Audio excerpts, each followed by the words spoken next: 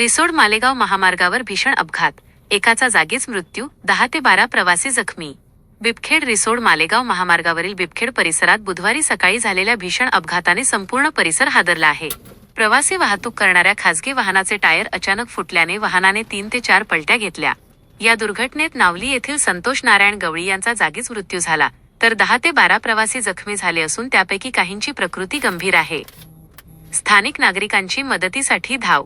अपघातानंतर घटनास्थळी एकच गोंधळ उडाला. स्थानिक नागरिकांनी तातडीने घटनास्थळी धाव घेत जखमींना वाहनातून बाहेर काढले आणि उपचारासाठी रुग्णालयात दाखल केले. उपस्थितांचे डोळे पाणावले. दरम्यान पतीच्या मृतदेहाला बिलगून पत्नीने फोडलेला आक्रोश उपस्थितांच्या काळजाला चटका लावणारा ठरला. डिजिटल महाभूमीसाठी संदीप पवार, रिसोड.